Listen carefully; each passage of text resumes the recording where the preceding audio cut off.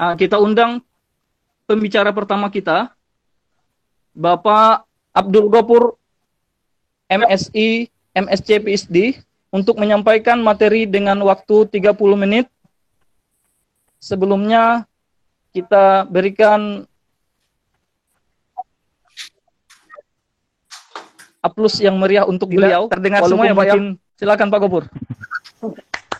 Terima kasih. Baik. Assalamualaikum warahmatullahi wabarakatuh. Waalaikumsalam warahmatullahi wabarakatuh.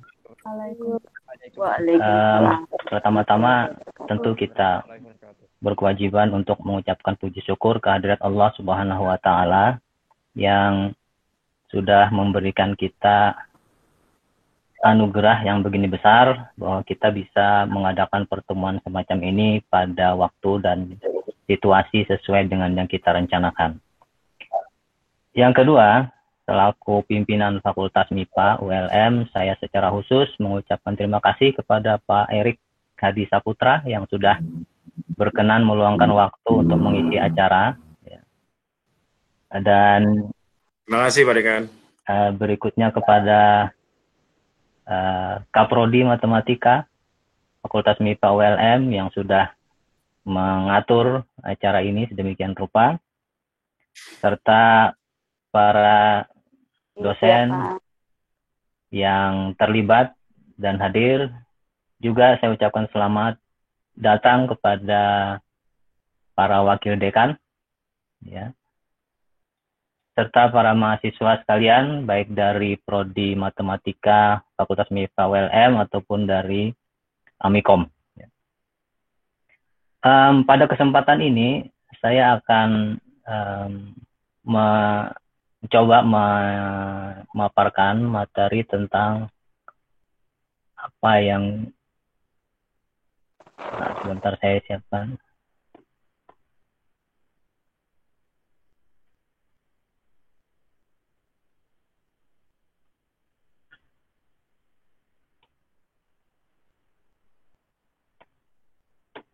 Ya, ini tentang era disrupsi, merdeka belajar, dan COVID-19. Mudah-mudahan ada manfaat yang bisa kita raih bersama dari sini. Sebagaimana kita ketahui bersama bahwa era kita sekarang ini bisa disebut sebagai disruption era. Nah, kalau disruption era, kata kuncinya adalah disruption. Perusakan atau pengrusakan atau kerusakan. Tetapi ada yang berpendapat bahwa disruption itu sebenarnya gabungan dari disruptive innovation. Sehingga kata kuncinya ada pada innovation-nya. Jadi inovasi itulah yang menjadi kunci dari apa yang terjadi saat ini. Nah, apapun pengertiannya, faktor yang mendorongnya itu adalah berkembangnya 9 teknologi baru belakangan ini. Di antaranya internet, cloud computing, cyber security, big data, dan sebagainya. Ini semua menciptakan peluang. Siapa yang berhasil meraih peluang itu, memanfaatkannya, akan mendapat keuntungan yang besar. Di sisi lain, ada perubahan di masyarakat. Ya. Kalau berkaitan dengan barang dan jasa, ada tuntutan supaya mendapatkan harga yang lebih murah dengan kualitas yang kalau tidak sama ya lebih baik. Tetapi ada juga yang bukan masalah harga, tapi memang selera masyarakat berubah, kebutuhan berubah, ya. Ekspektasi atau harapan berubah, gaya hidup masyarakat berubah. Ini juga menciptakan peluang-peluang. Nah, barang siapa yang bisa menangkap dua peluang tadi, inovasi, teknologi baru, kebutuhan masyarakat yang baru juga, dia akan menyalip jauh di depan pesaing-pesaingnya. Ya, mereka yang nyalip ini biasanya adalah startup yang tidak diduga-duga oleh pemain-pemain besar selama ini. Ya, karena mereka memanfaatkan dengan cepat peluang dari teknologi baru itu, melihat kebutuhan masyarakat yang berubah. Nah, ini dampaknya luar biasa. Ya, banyak yang mati Ya. Banyak toko-toko buku yang gulung tikar kalah bersaing dengan toko buku online. Kalau tidak mati, ya sekarat, hampir mati. Ya.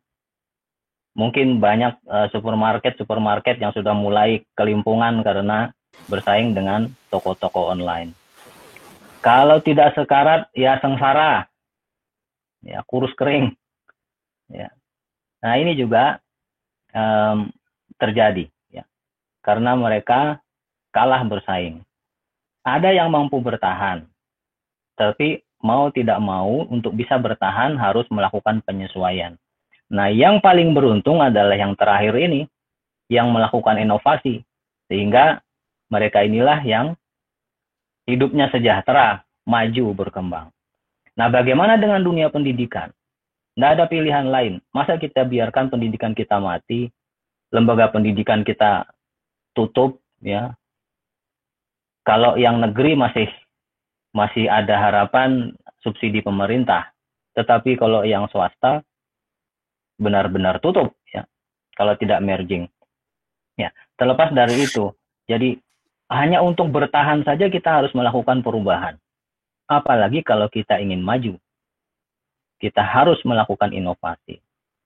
Nah, menyadari hal ini tampaknya Presiden Jokowi kemudian sengaja memilih Menteri Pendidikan dan Kebudayaan orang yang memang selama ini sudah terbukti berhasil melakukan perusakan. Gojeknya sudah merusak ojek konvensional. Gokarnya sudah merusak perusahaan taksi yang besar. Ya.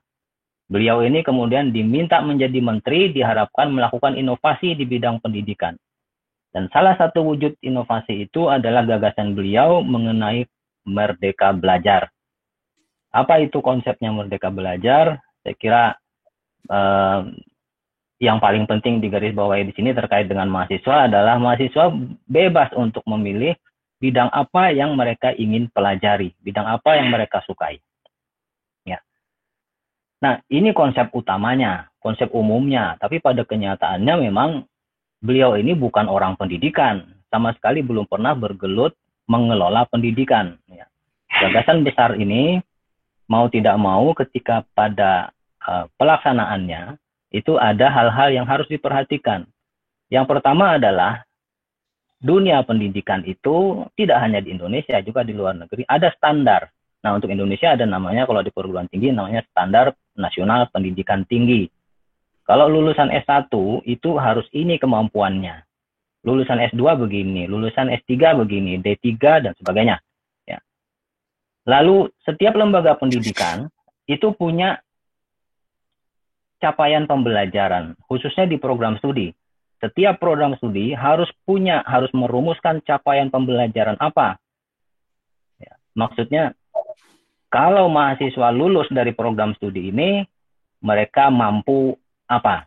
Itu harus dirumuskan dengan jelas. Tentu tidak sangat rinci, tetapi jelas. Ya. Dan Prodi punya kurikulum itu terdiri atas sejumlah mata kuliah, setiap mata kuliah juga punya capaiannya. Apa? Kalau setelah lulus mata kuliah ini, mahasiswa bisa apa? Nah, dua hal ini, capaian pembelajaran dan standar nasional ini tidak mudah untuk diubah-ubah. Mahasiswa tidak bisa begitu saja, saya mau belajar ini, pilih mata kuliah A, B, C, D semaunya dia karena bebas merdeka. Tidak. Ada standar yang harus dipenuhi, ada capaian program studi yang harus dicapai, ada capaian mata kuliah yang harus dipenuhi. Pada intinya, ya, standar tetap terpenuhi, tujuan tetap tercapai, tapi yang inovasi adalah cara mencapai tujuan itu. Nah, karena itulah kemudian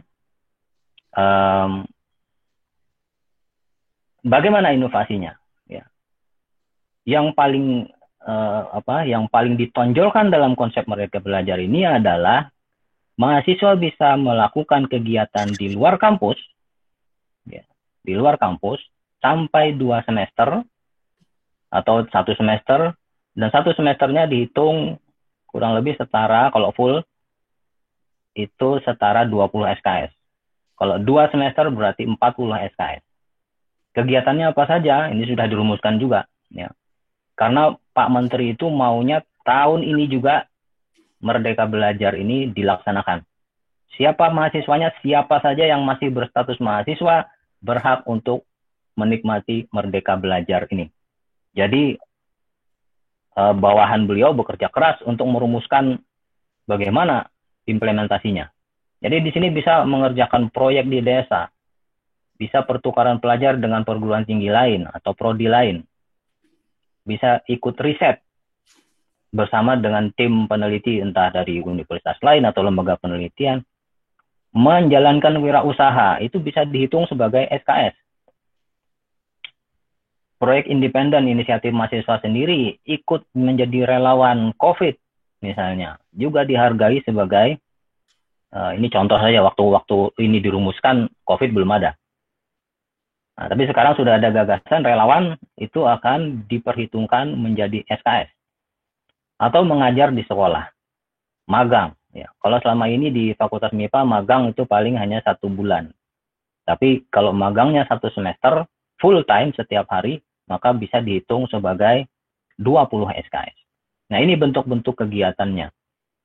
Sementara itu, yang di dalam kampus, itu dilakukan berbagai perbaikan, prinsip creative learning, dosennya juga harus inovatif, ditingkatkan kemampuannya juga supaya mata kuliahnya memanfaatkan TIK dan digital media, kurikulumnya dipoles sedemikian rupa, bagaimana penilaian hasil belajarnya, prinsip-prinsip pedagoginya, itu semua disempurnakan, disesuaikan ya, supaya inovatif dan mencapai tujuan dengan lebih efisien. Sehingga kemudian e-learning menjadi lebih dihidupkan lagi. Ya. Nah, bagaimana sebenarnya e-learning itu sendiri? Mungkin bisa saya share sedikit konsep-konsepnya. Intinya adalah pembelajarannya, proses belajarnya itu mandiri. Mahasiswa bekerja, belajar sendiri-sendiri, tapi bisa juga berkelompok. Dan yang penting di sini adalah memanfaatkan TIK dan jejaring. Mahasiswa fleksibel untuk belajar kapan saja, di mana saja, dengan di siapa saja dia. Boleh ada tatap muka sekali-sekali, tetapi tatap mukanya pun tidak seperti tatap muka biasa. Yang biasa kita kenal itu. Harus ada inovasinya juga di dalam proses tatap muka itu. Itulah e-learning yang ini pengertian yang dipakai oleh kementerian. Ya, mungkin di sini ada tambahan penjelasan bersifat open, sosial, walaupun personal, tapi ada sosial. Jadi tidak juga e-learning itu mahasiswa belajar sendiri melulu, tapi ada saat-saat mereka diminta untuk bekerja sama dengan mahasiswa yang lain. Juga tidak dibiarkan begitu saja, tapi diarahkan mahasiswa itu sehingga prosesnya menjadi dipercepat. Ada berbagai bentuk yang bisa dipakai dan bersifat mobile. Jadi mahasiswa bisa belajar di mana saja, kapan saja. Ini saya cepat saja. Ada rancangan, tentu rancangannya harus dipatuhi. Sumber belajarnya tidak hanya dari yang di dekat mahasiswa itu saja. Yang jauh-jauh juga. Mahasiswa itu terpisah dari dosen. Belajar mandiri, terstruktur, terbimbing dengan berbagai sumber belajar, interaksinya berbasis TIK, ada tatap muka tapi terbatas, bahan ajarnya beragam bentuknya, formatnya, sumbernya. Lagi-lagi bahan belajar itu berbasis TIK. Jadi kurang lebih begitulah pengertian e-learning yang diharapkan dijalankan oleh para dosen. Dan walaupun e-learning itu internet terus, evaluasinya tetap offline. Karena kalau online, apalagi tidak diawasi, kita tidak tahu yang mengerjakan soal itu siapa. Dia dibantu siapa. Ya. Kecuali memang soal ujiannya memang dirancang untuk take home. Tentu berbeda soalnya. Ya. Baik, saya kira itu mengenai program Merdeka Belajar, baik di luar kampus ataupun di dalam kampus. Ketika panduan ini dibikin dengan tergesa-gesa dan belum selesai, tiba-tiba datang ini. Ya. Apa dampaknya? Aktivitas yang tadinya bisa bergerombol dibatasi. Akhirnya di kampus, paling tidak di ULM, itu kuliah ditiadakan. Mahasiswa diminta belajar dengan online. Tapi dosennya masih masuk. Ada dosen yang agak memaksa. Pokoknya saya nggak bisa kalau tidak tatap muka. Agak dipaksa sedikit supaya tidak. Nggak bisa di kampus, ternyata mahasiswa bergerombol di gazebo-gazebo di sekitar kampus untuk memanfaatkan website, wifi misalnya. Akhirnya kampus di lockdown. Tidak boleh ada mahasiswa kalau tidak sangat penting berada di kampus. Tapi mereka masih bisa bergerombol di tempat kos. Tapi akhirnya ada PSBB. Intinya mahasiswa dan dosen diminta di rumah saja. Pekerjaan atau belajar dikerjakan di rumah. Apakah ini berdampak terhadap kegiatan akademik? Pasti. Apalagi yang penelitian di lab. Lab tutup. Ya, apa jadinya? Sehingga ya kalau mau penelitian juga terpaksa dilakukan beberapa revisi. Apa yang bisa direvisi? Tujuannya. Kalau tujuannya nggak bisa, ya revisi metodenya. Kalau metode dan tujuan nggak bisa direvisi, ya direvisi waktunya. Ditunda dulu penelitiannya. Akibatnya ya nggak bisa selesai. Lalu bagaimana dengan kegiatan belajar mengajar? Nah, walaupun dikatakan kerja dari rumah, itu ditekankan sekali bahwa mahasiswa atau dosen tidak libur. Harus dilakukan kegiatan belajar mengajar. Mau tidak mau daring, online.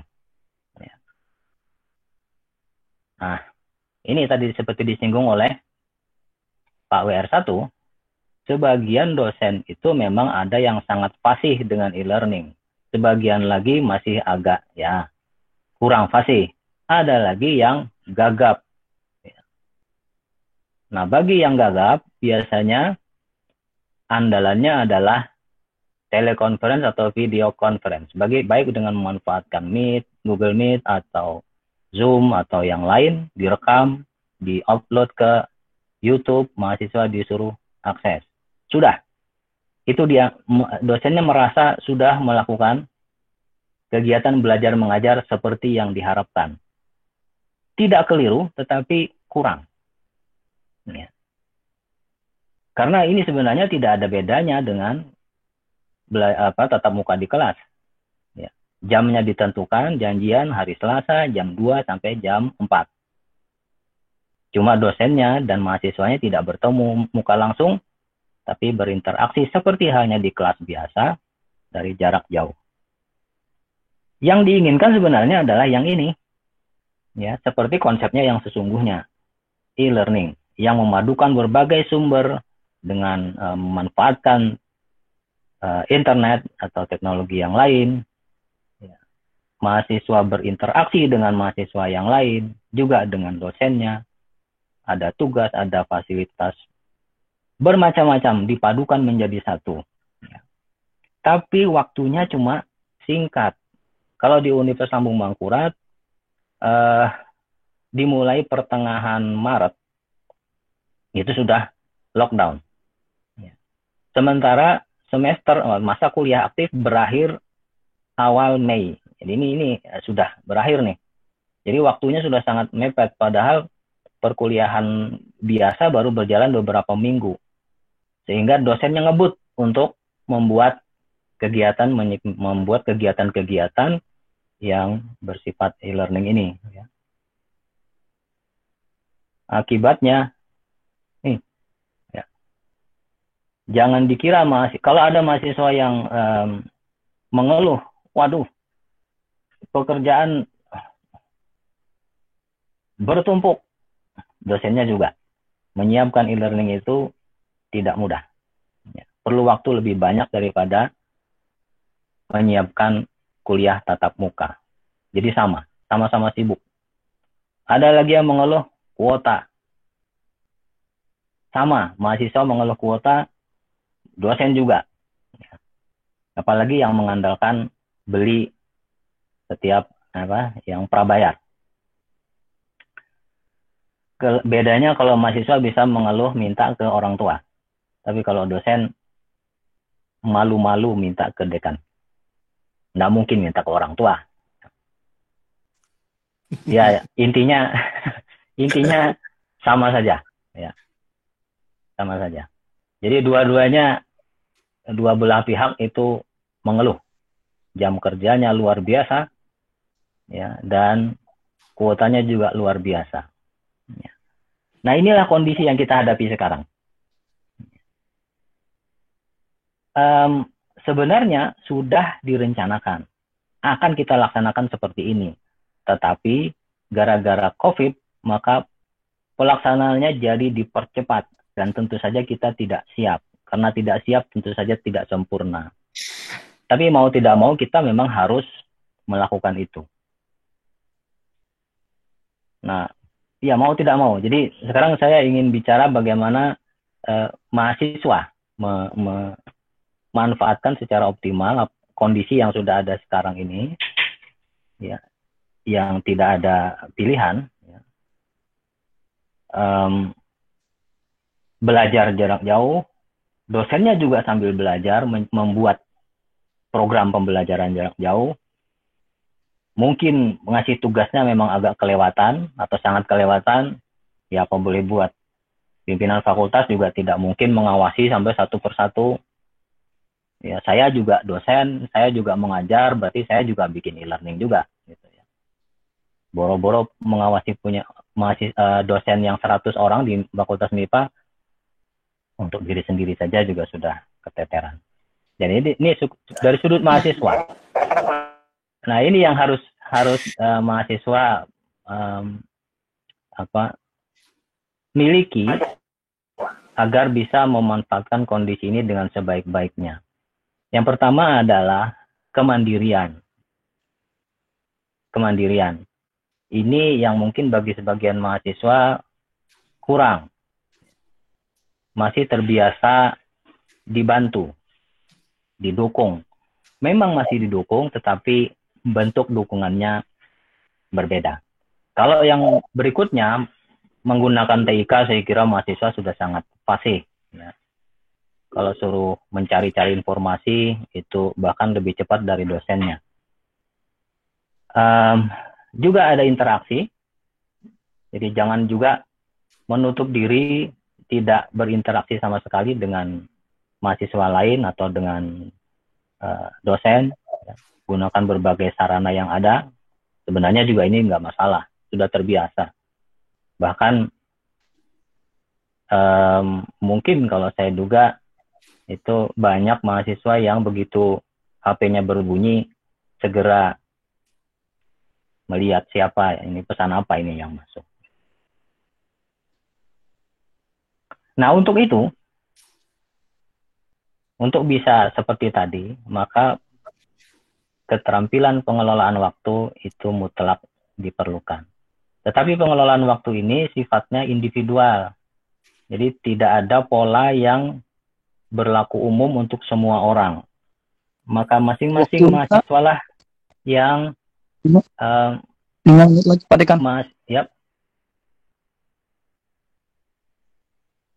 mahasiswa lah yang masing-masing pandai-pandai untuk mengelola waktunya. Jadi misalnya bikin rencana kerja harian atau mingguan.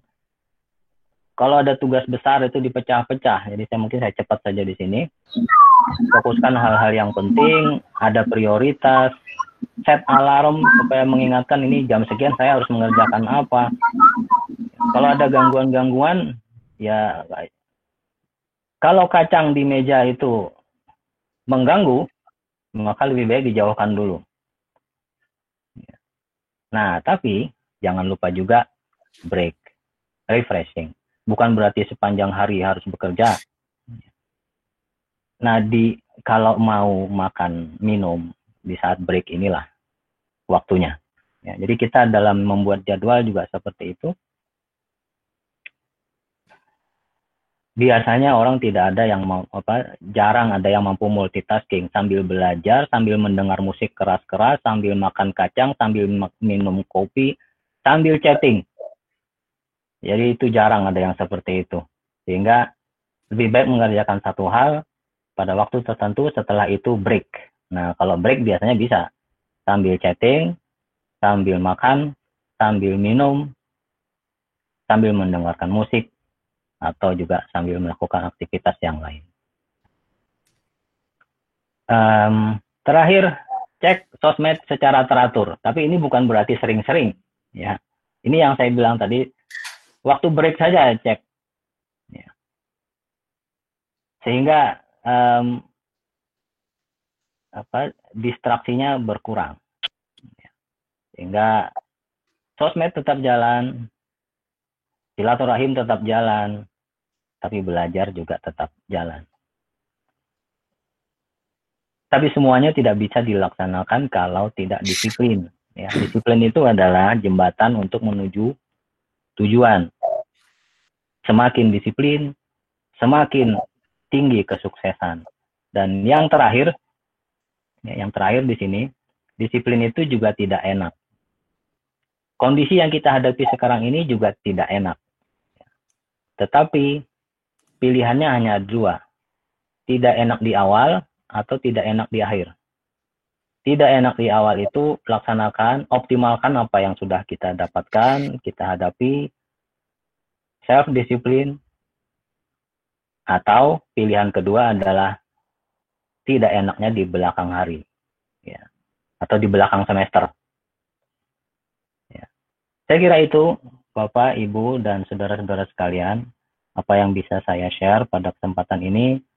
Mudah-mudahan sedikit banyak ada manfaatnya. Mohon maaf kalau ada kekurangan. Billahi taufiq wal hidayah. Assalamualaikum warahmatullahi wabarakatuh. Waalaikumsalam warahmatullahi wabarakatuh. Adik-adik mahasiswa dan juga Bapak Ibu dosen, pemaparan yang sudah disampaikan Bapak Abdul Ghafur MSI, MSc, PhD tentang konsep Merdeka Belajar. Saya yakin pemaparan yang cukup lengkap, mulai dari rancangan belajar, kurikulum, kemudian penilaian belajar, kemudian sampai ke e-learning yang berbasis TIK yang sudah disampaikan oleh Pak Abdul Ghafur tadi. Pasti banyak pertanyaan-pertanyaan yang ingin disampaikan oleh mahasiswa. Tapi silakan disimpan dulu pertanyaannya, karena untuk sesi berikutnya kita berikan dulu kesempatan kepada pemateri yang kedua. Pemateri kita yang kedua ini adalah hadir bersama kita Bapak Erik Hadi Saputra, Eskom MN. Beliau adalah kelahiran Sibolga 1 November 1978. Saat ini tinggal di Perum Purwomartani, Blok KH 38 Kelasan Sleman. Banyak sebenarnya aktivitas yang sudah beliau kerjakan juga, ya. Pak Erik Hadi ini adalah saat ini Wakil Dekan 2 Fakultas Ekonomi dan Sosial. Sekaligus beliau juga Direktur Kehumasan dan Urusan Internasional Universitas Amikom Yogyakarta. Karya-karya beliau sangat banyak yang memberikan inspirator bagi masyarakat, baik itu di RRI Yogyakarta, RRI Batam, RRI Lampung, kemudian RRI hampir di beberapa wilayah Nusantara. Beliau memberikan inspirator yang membuat orang cukup termotivasi dengan apa yang beliau sampaikan. Selain itu, beliau aktif juga sebagai seorang trainer. Banyak badan-badan, instansi-instansi yang menghadirkan beliau untuk menyampaikan training BNN, Badan Mutu Pelayanan Kesehatan Yogyakarta, DPPKB, Kesbang dan Dinaspora Yogyakarta, dan juga lembaga-lembaga yang lain yang sering mengundang beliau untuk menyampaikan materi-materi. Selain itu, beliau aktif juga sebagai kolumnis, penulis di Harian Republika. Beliau juga sering menghadirkan motivasi-motivasi di majalah remaja nasional, khususnya Kampus Mek. Selain itu banyak sebenarnya kegiatan-kegiatan sosial, kemudian organisasi yang beliau ikuti, tapi tidak mungkin kita sampaikan satu persatu dalam waktu yang singkat ini. Nah, untuk mempersingkat waktu, silakan Bapak Erik Hadi Saputra untuk sesi kedua ini kami berikan kesempatan, waktunya juga 30 menit. Kita kasih aplaus yang meriah untuk Pak Erik Hadi Saputra. Terima kasih Pak Pardi Afandi. Bismillahirrahmanirrahim. Assalamualaikum warahmatullahi wabarakatuh. Waalaikumsalam. Waalaikumsalam wabarakatuh. Bapak Ibu yang berbahagia, yang sama-sama kita muliakan, Dekan Fakultas MIPA Universitas Lampung Mangkurat, Bapak Dr. Abdul Ghafur, yang juga bersama para wakil dekan, yang sama-sama kita muliakan juga Kepala Program Studi Matematika Bu Dewi Sri Susanti, dan juga moderator kita Pak Pardi Afandi, yang juga Sekretaris Program Studi di Prodi Matematika FMIPA Universitas Lampung Mangkurat. Bapak Ibu yang berbahagia, kalau lihat tadi Pak Pardi menjelaskan tentang saya, kami asalnya, Bapak Ibu mohon izin, slide saya bisa dilihat ya? Ya, bisa Pak. Sudah tampil Pak. Ya, Bu. Terima kasih. Jadi saya ini dengan Pak Pardi Afandi tidak asing. Kami sama-sama alumnus SMA Negeri 1 plus Matauli, Pandan, Sumatera Utara, sekolah miliknya Pak Faisal Tanjung, Pak Akbar Tanjung. Jadi historinya sama. Cuman Bapak Ibu bisa lihat, kalau lihat wajah Pak Pardi dengan wajah saya, Bapak Ibu sudah tahu lah yang lebih tua siapa. Oke. Bapak Ibu, Pak Dekan yang berbahagia, saya menyampaikan rasa terima kasih sekali dan salam dari Pak Rektor Universitas Amikom Jogja, Prof. Dr. M. Suyanto, yang juga kebetulan sahabatnya Rektor Universitas Lampung Mangkurat, Prof. Susanto Hadi, karena sama alumnus MIPA Universitas Gadjah Mada. Dan 2018 yang lalu, kalau Pak Dekan mengerti, juga Prof. Suyanto mengisi acara pas lagi, kalau saya tidak salah, program kerja di ULM. Mangkurat dan Amikom itu sudah bekerja sama dan penandatanganan MOU sudah dilaksanakan di Jogja. Waktu itu Prof.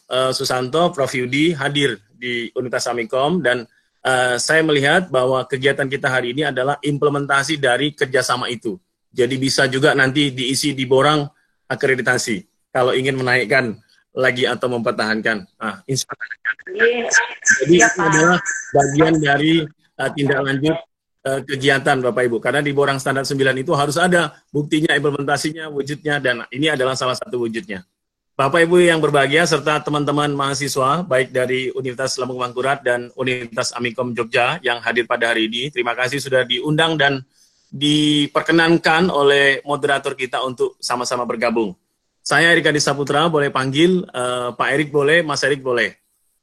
Jadi saya lahir besar di Sibolga, Sumatera Utara.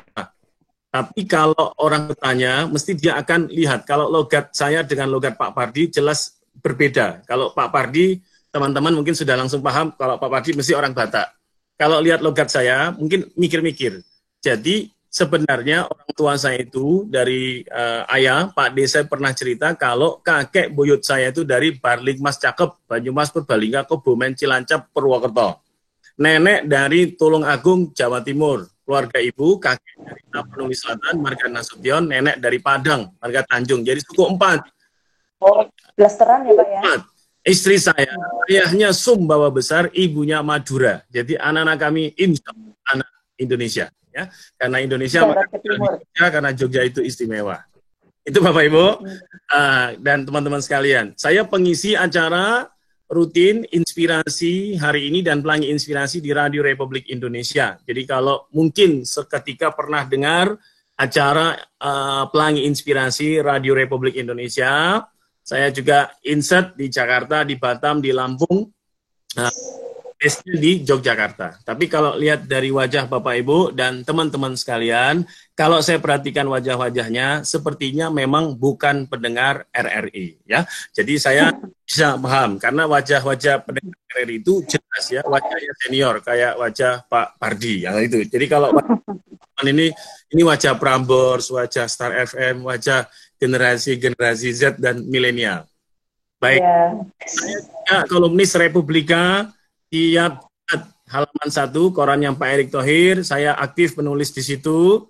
Ya, ini adalah tulisan saya Jumat lalu. Saya coba mengangkat bagaimana kegigihan Lord, the good father of broken heart. Namanya almarhum Didi Kempot. Ini bagaimana beliau tidak peduli karyanya mau laku atau tidak, dia tidak peduli karyanya mau diapresiasi atau tidak, yang ada pada prinsip hidupnya adalah terus berkarya. Maka jangan heran kalau sepeninggalnya beliau, ratusan karyanya, syair-syair lagunya akhirnya memberikan kebaikan, penghasilan para banyak pemilik channel YouTube. Tentu dia tidak pernah menagih itu. Ini luar biasa, kesungguhan itu. Kalau mau ikut pelatihan online juga, saya aktif di acara kegiatan Republika Nasional. Jadi kalau kakak-kakak atau teman-teman ingin memperkuat banyak hal, aktif. Dan terakhir sebelum COVID, sebenarnya saya juga ngisi di kantornya Pak Erick Thohir di Jakarta. Kalau ke Jogja, mungkin pernah lihat foto saya ditempel di tiang listrik. Ya, itu berarti di situ ya. Pokoknya kalau ke Jogja mampir, lihat. Atau Stadium Jenderal di beberapa kampus, teman-teman di Mula Warman, di UAD, mahasiswa harus segera lulus, maka dimotivasi ya, atau di Caltech Rio di mana. Saya visiting lecture-nya di UITM, University Teknologi Mara Malaysia, mohon doanya juga supaya PhD-nya cepat selesai juga, amin. Kemudian aktif di activity di sini. Nah, dan aktivitas Republika lainnya. Jadi Bapak Ibu itu aktiviti saya. Jadi saya satu alumnis dengan Pak Pardi. Ini istri, alhamdulillah, dan ini anak-anak. Dan alhamdulillah kemarin tanggal 7 Pak Dekan, Bu Kaprodi, lahir yang ketiga, putri juga. Jadi ini Indonesia, alhamdulillah. Jadi ayahnya gantung sendirian karena tidak ada yang alhamdulillah. Kegiatan aktivitas saya, teman-teman mahasiswa, ini saya aktif sejak SMP, bahkan SMA, kuliah, aktif sampai sekarang, aktiviti dalam masyarakat juga. Paling membanggakan, saya ketua kelas sejak SD sampai pasca sarjana. Wah, itu makanya wajah itu kadang-kadang kayak wajah kelas. Aktif di komunikasi pemerhati radio sampai saat ini, dan alhamdulillah silaturahmi banyak orang di Indonesia. Orang siapa yang pingin diberkahi usianya, dipanjangkan, diberkahi usianya, dilapangkan rezekinya, maka sukalah menjalin tali silaturahmi. Maka hari ini kita sudah menjalin tali silaturahmi online. Mudah-mudahan semua sehat, dimudahkan segala urusan, dilancarkan rezeki, yang statusnya masih jauh, akhirnya dipertemukan dengan calon bidadari ataupun amin ya rabbal. Amin.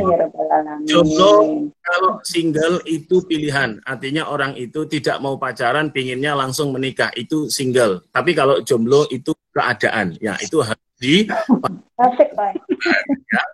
Oke, Pak Dekan, Bapak Bu Dewi, Pak Pardi dan teman-teman sekalian, bagaimana cara membangun motivasi diri? Saya share dua hal. Yang pertama adalah manajelah pikiran kita, yang kedua manage tindakan kita. Yang disampaikan oleh Pak Dekan tadi itu ilmu yang sangat luar biasa sekali. Itu ilmu itu kalau pribadi bisa mengelola energi positifnya, wah kita akan menjadi orang yang dahsyat. Caranya seperti apa agar yang disampaikan Pak Dekan tadi itu kuat pada diri kita? Karena apa teman-teman sekalian? Kita siap tidak siap, mau tidak mau, suka tidak suka, keadaannya sudah kayak gini. Anda mau mengeluh percuma, Anda mau nangis yo sama aja karena kondisinya sudah kayak gini. Ini keadaan yang tidak diinginkan oleh banyak orang. Allah menentukan keadaannya seperti ini, alam menentukan keadaannya seperti ini. Maka apa yang harus kita lakukan? Yang harus kita lakukan adalah berdamai dengan keadaan. Berdamai dengan masalah. Karena kalau tidak, maka kita akan stres sendiri. Maka bagaimana caranya? Ada dua. Manage pikiran, manage tindakan. Nah, bahasan ini saya sudah pernah tulis di Republika. Nanti tinggal cari di Google, Anda cari aja ada Republika, atau lihat channel YouTube Erik Hadi Saputra juga bisa, atau lihat Lembaga Layanan Dikti Wilayah 5, saya juga nulis aktif di situ. Jadi the power itu sebenarnya nanti saya bagi gini. Yang nomor 1, 2, 3 ini adalah manage pikiran, dan nomor 4, 5 adalah manage tindakan. Jadi positive optimist willingness, enthusiasm, dan reveal, ini adalah singkatan dari the power tadi. Power itu singkatannya ini, positive, optimist, willingness, antusias, dan reveal.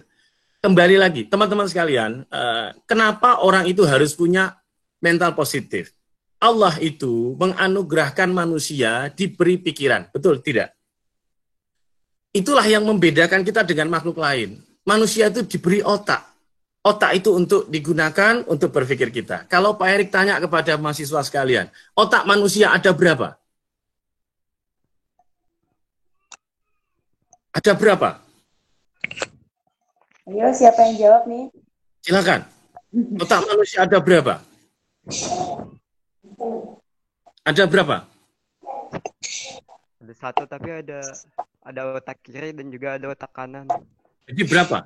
Coba dalam konsep biologisnya itu terbagi atas 2, otak kiri dan otak kanan.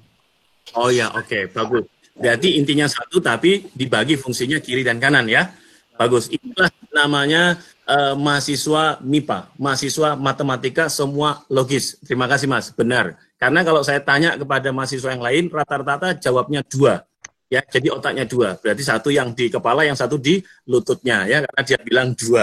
Jadi sebenarnya betul, kembali satu. Satu itu dibagi menjadi pikiran sadarnya dan pikiran alam bawah sadarnya, conscious mind dan subconscious mind. Yang menarik adalah Bapak Ibu dan teman-teman sekalian, ternyata menurut pakar hipnoterapi Indonesia, bagi yang pernah belajar NLP, Neuro Linguistic Program, NLP, itu ternyata salah satu pakar NLP Indonesia, namanya Dr. Adiway Gunawan, mengatakan bahwa ternyata kita manusia itu 88% sampai 90% itu ternyata dipengaruhi oleh subconscious mind, alam pikiran bawah sadarnya. Hanya 10 sampai 12% yang pakai conscious mind atau pikiran sadar. Kalau tidak percaya, saya mau tes. Teman-teman mahasiswa sekalian, apa kabar? Baik, Pak. Baik. Baik, Pak. Nah, terima kasih. Kalau jawabnya baik, itu bagus. Tapi standar. Apalagi untuk prodi matematika, wabil khusus fakultas MIPA. Orang-orang cerdas, kalau jawabnya baik itu bagus tapi standar. Contoh, kalau kita tanya, gimana Mas kabarnya? Ya, inilah Pak, baik. Itu kan terlalu standar. Maka tolong jawabnya tidak baik. Saya ulangi sekali lagi.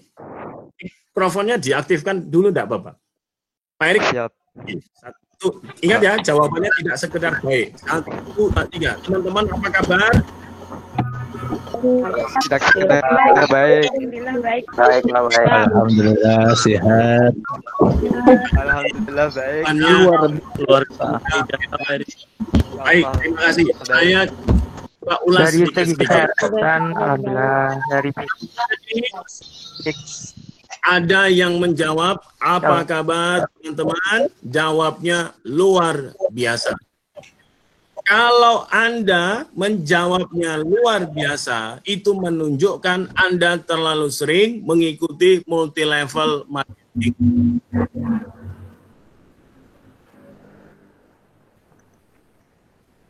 Karena orang multi-level marketing itu banyak belajar dari Pak Andri Wongso. Coach Andri Wongso. Sekarang ngajarin baik Yansi, Mililea, Afail, Herbalife, Milagros, Tupperware. Ya. Oh, itu para eksekutif diamond-nya belajar dari guru-guru mereka, dari master-master, dari coach mereka. Itu kalau jawabnya luar biasa. Ada lagi yang ditanya, apa kabar? Super. Belajar dari siapa? Tanya, apa kabar? Super. Belajar dari?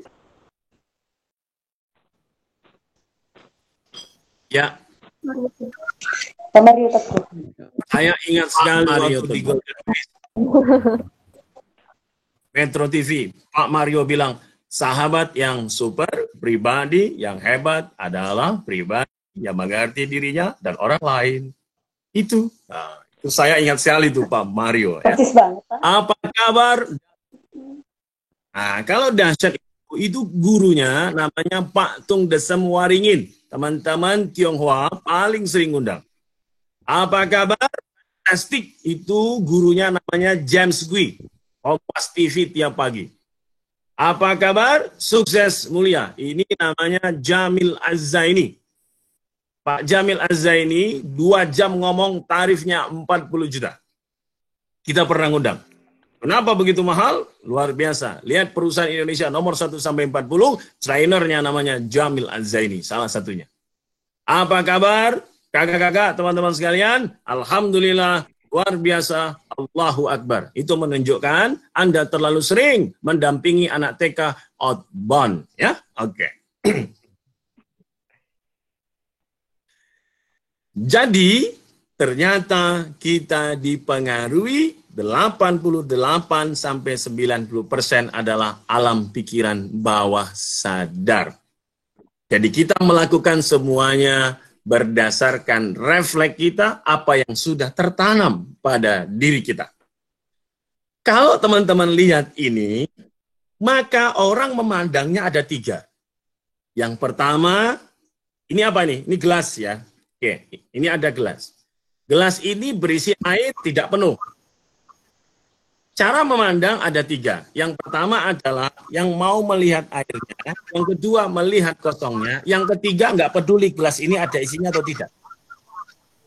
Kalau ada orang yang melihat isinya, ya ada isinya, yang dia lihat adalah isinya, ini menunjukkan orang ini optimis dalam hidup. Alhamdulillah, saya bisa kuliah di Universitas Lambung Mangkurat, saya bisa kuliah di Amikom. Alhamdulillah saya bisa kuliah, ini dia syukuri. Ketika dia syukuri, yang ada ini maka batinnya tenang. Kenapa? Karena kalau lihat kosongnya, maka dia akan susah sendiri. Iya, saya udah kuliah di prodi matematika, tapi gimana? Saya bagaimana bisa on time, motor saja nggak punya. Ya bagaimana saya mau bersemangat? Kan calon pendamping hidup belum ada. Lah gimana saya mau bersemangat? Nah, tugasnya banyak sekali. Pokoknya yang dilihat adalah susahnya. Ini kan katanya kuliah online. Kok jadi tugas online? Wah, pokoknya yang dilihat adalah kosongnya ini. Nah, ini adalah orang yang melihat sisi pesimistik dalam hidup. Kalau yang melihat airnya optimis, yang melihat kosongnya pesimis, dan ada yang tidak peduli, ini ada air atau tidak, karena dia pasti mikir yang nyuci gelas mesti dia juga. Ini namanya orang realistis. Nah, Bapak Ibu, teman-teman sekalian, ternyata gambar ini menunjukkan cara pandang kita terhadap persoalan. Cara pandang itu, persepsi, itulah sesuatu yang membuat kita gampang sekali ngartiin. Gampang sekali ngambil kesimpulan. Tidak melewati pendahuluan, tidak melewati landasan teori, tidak melewati analisa. dan perancangan, tidak melewati implementasi pembahasan, langsung ngambil penutup kesimpulan saran. Jadi orang itu gampang sekali mensikapi bertindak berbeda dengan orang lain. Nah yang jadi pertanyaannya adalah, kebayang nggak kalau orang itu persepsinya negatif sama orang? Apa yang terjadi? Persepsinya keliru terus sama orang, persepsinya salah terus sama orang. Kayak gini ya kondisinya itu loh. Saya dapat kemarin tuh saya ikut sebagai tim panelis di Kemdikbud Jakarta untuk pelatihan LKMM para teman-teman pengurus organisasi di Indonesia. Di situ banyak muncul persepsi-persepsi, Pak kita sudah bayar, tapi kita kok dapatnya kuliah, kok online, tidak dapat fasilitas, saya tidak bisa menikmati kampusnya Pak. Anda mau dalam keadaan COVID, saya tidak bisa menikmati kantinnya Pak. Peluang saya untuk PDKT hilang. Wah, banyak sekali. Ini persepsi penting. Tapi ada juga yang terjadi, alhamdulillah, malah kondisi COVID, kuliah daring, ada yang selesai skripsinya, magangnya tidak perlu ke Jakarta, cukup dilakukan dengan model online, mengelola konten digital, ternyata selalu pasti ada hikmah di balik itu. Nah, maka kembali kepada kita, persepsinya mau negatif, keliru atau salah. Kalau persepsinya, bayangkan Bapak Ibu ya, orang itu, teman-teman sekalian, kalau persepsinya salah terus dalam hidup itu capek. Misal, panas, salah. Panas ya. Hujan, salah. Habis nyuci sepeda motor mesti hujan itu. Terus ujian, UAS, salah. Begitu UAS, langsung update status. Allah saja menguji hambanya sesuai dengan batas kemampuannya. Ini dosen menguji mahasiswanya di luar batas kemampuannya. Langsung di hashtag dosennya, Pak Pardi Afandi gitu. Nah, jadi orang ini nih persepsinya salah, keliru terus. Saya pernah beberapa kali ngisi di Polri, di Mabes, pernah ngisi di Polda. Pernah audiens saya itu 400 polwan, semua polwan. Isinya karena memang acaranya polwan. Di situ saya baru tahu, ternyata di DIY itu kenapa kok ini belum pernah ada acara motivasi untuk seluruh polwan. Karena polwan itu ada 800, saya waktu itu diminta Pak Erik 400 dulu, nah mau lanjut, terlanjur COVID. Ternyata persoalannya adalah ada satu polwan ketangkap di DIY di Jogja, tapi bukan dari Jogja, dari luar Jogja. Sudah kena paham radikalisme.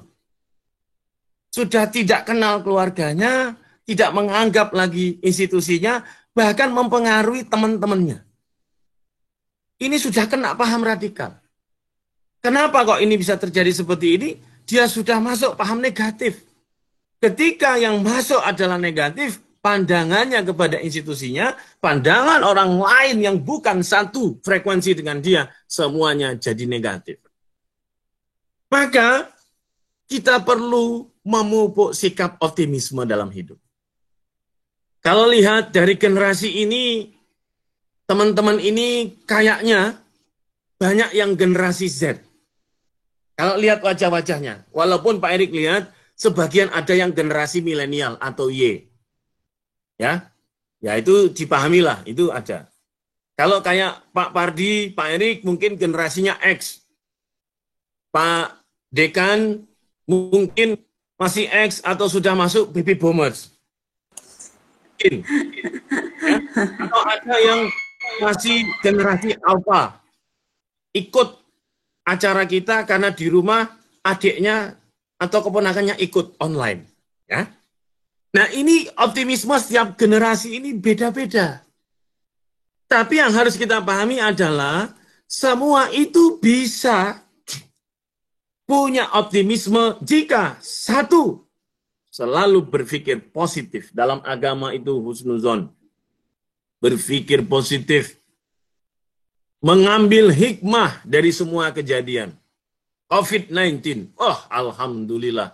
konten YouTube saya semakin banyak. Instagram saya semakin kreatif. Kendalanya cuma satu, saya ketemu dia tidak bisa. Karena kalau saya datang ke tempat dia, saya langsung di lockdown. Disuruh karantina 14 hari. Berpikir positif. Jadi mengembangkan, yang tadi Pak Dekan bilang, digitalisasinya mulai berkembang. Yang kedua, bergaya hidup bersih dan indah. Bukan hidup gaya. Bersih dan indah. Maka saran Pak Erik kepada teman-teman mahasiswa, mandilah. Kuliah pagi, mandi. Walaupun online, tapi bersih. Nah, itu bergaya hidup bersih. Jangan bergaya hidup. Tapi sebenarnya tidak begitu. Nanti capek. Pak Erik pernah lah mengisi training di beberapa instansi di Indonesia ini. Ada itu kepala kantornya curhat kepada saya. Ya. Jadi dia bilang, Pak Erik, Bapak tahu tidak berapa gaji pertama lulusan salah satu kegiatan diploma 1, ya, diploma 1 perguruan tinggi milik negara, usianya baru 18 tahun, 19 tahun, berapa gaji pertamanya? Saya bilang, saya tidak tahu. Gaji pertamanya, Pak, 8 juta rupiah tahun 2014. Berarti sekarang 2020 bisa 10-12 juta per bulan, usia 19 tahun. Saya mikir, jadi dosen untuk dapat seperti itu butuh berapa lama prosesnya? Tanya Pak Pardi Afandi. Tapi bukan itu yang dinilai. Bukan itu tujuannya. Apa yang terjadi? Kepala kantornya bilang kepada saya, Bapak tahu tidak, gajinya besar, tapi tiap bulan ada orang ketiga yang ditunjukkan oleh kepala kantornya tadi. Orang pertama, saldo tabungannya tiap bulan 0. Mengapa gaji 10 juta? Saldonya 0 tiap bulan. Orang yang kedua minus. Bukan 0, minus. Orang yang ketiga, Pak, usia 19 tahun sudah berani mengkredit mobil Jazz tanpa minta orang tuanya. Cicilan per bulan 6 juta, 7 juta dia bisa bayar. Tapi ternyata teman-teman sekalian, besarnya gaji untuk pegawai di atas rata-rata pegawai standar, tapi mereka ternyata tidak bisa menikmatinya. Kenapa? Kena gaya hidup gaya. Maka senang lihat wajah-wajah mahasiswa FMIPA khususnya prodi matematika, gayanya santun. Jalannya, begitu melihat wanita menundukkan pandangan. Karena langsung lihat buku diktatnya. Hanya ketika menyampaikan sesuatu, dia tidak perlu basa-basi, langsung rumusnya keluar. Maukah kau menjadi pendamping hidupku? Gitu.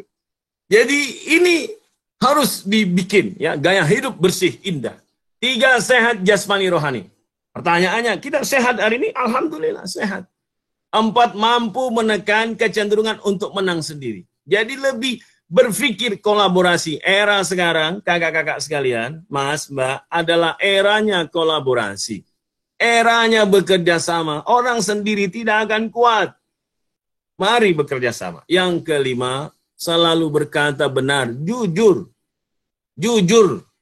Baik kepada dosen Anda, teman Anda, tidak usah dibuat-buat. Kepada calon mertua Anda, harus jujur. Saya begitu ditanya oleh almarhum calon bapak mertua dulu, saya bukan termasuk menantu yang diidolakan sebenarnya Pak Pardi. Pak Pardi tahulah ya kisah-kisah SMA kita, Pak Pardi tahulah. Jadi waktu itu saya bukan sesuatu yang diandalkan sebenarnya. Ada yang lebih hebat dari saya. Tapi begitu ketemu calon mertua waktu itu, Anda siap meninggalkan anak saya? Siap, Pak. Punya apa? Saya punya motor 3, Pak. Loh, banyak sekali. Ya, saya pakai 1, adik saya pakai 1, kadang-kadang Ika pakai 1. Rumah belum punya, Pak. Loh, jadi ngontrak? Bukan, Pak. Ngekos. Loh, kok ngekos? Kenapa nggak ngontrak atau beli rumah? Ya, bagaimana, Pak? Punya rumah tapi hidup sendiri. Itu seperti langit tanpa bintang. Jadi siap menikahi anak saya? Insya Allah siap, Pak. Ragu mertua saya itu. Kapan bisa beli rumah? Insya Allah Pak, 4 tahun setelah menikah, saya beli rumah. Kapan beli mobil? Insya Allah Pak, 5 tahun setelah menikah, saya beli mobil. Deal? Deal. Saya ditantang, oh nggak bisa. Deal? Deal. Anda pun meleset, tak masalah. Oh anaknya udah jadi istri saya. Nah ini namanya sikap karakter unggul. Jangan baru ditanya, siap nikah anak saya? Siap. Kapan sudah? Kapan nyiapin rumah? Kapan ya Pak? Siap. Ini karakternya. Ya. Yang keenam, selalu mencoba menepati janji. Ketika mengungkapkan, katakan. Kalau tidak bisa, sampaikan. Dan pegang amanah terus. Kalau Anda bisa melakukan seperti ini, insya Allah Anda, teman-teman yang laki-laki, wah, Anda lah idola suami-suami yang insya Allah akan menghiasi dan menginspirasi banyak rumah tangga di Indonesia. Kalau Anda tidak percaya, Anda harus sering-sering nonton film Azab, sinetron itu, ya, Suara Hati Istri, Jalan Hidayah. Itu banyak persoalan-persoalan itu diawali dari tidak memegang janji dan amanah. Pak Pardi. Pak Pardi. Ya, Mas Erik, 5 menit lagi, Mas Erik. Makanya saya tanya, makanya saya to the point aja. Dan yang kedua, manage tindakan kita. Manage tindakan itu artinya apa? Kita punya ide. Dari Pak Dekan, kalau kita lihat tadi slide tadi, sangat interaktif. Oh, ternyata ini peluangnya. Ini tantangannya. Kalau sudah ada ide tadi, maka kita wujudkan dalam realita apa wujudnya. Supaya kita senang, kasih bahwa apa yang kita lakukan itu memberi manfaat. Jadi kalau Anda sudah melakukan sesuatu, memberi manfaat. Kakak-kakak sekalian, saya beritahu, saya siaran di radio, saya live Jakarta, Batam, saya ke Batam, saya kemana-mana, saya tidak dibayar. Saya nulis di Republika, saya tidak dibayar. Tapi kenapa saya mau melakukan itu semua?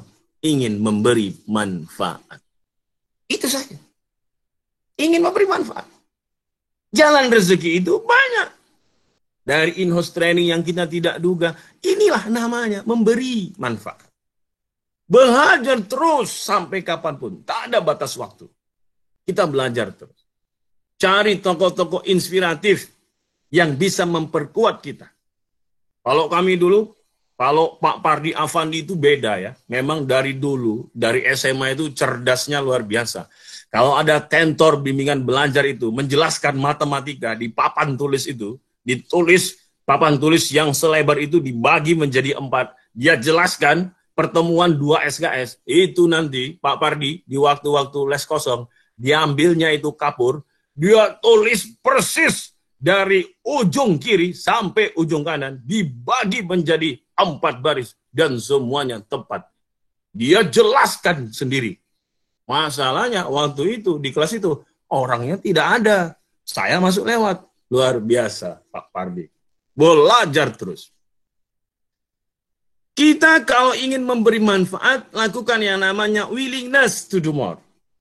Suatu ketika, ada mahasiswa chat ke Rektor Universitas Negeri Jogja.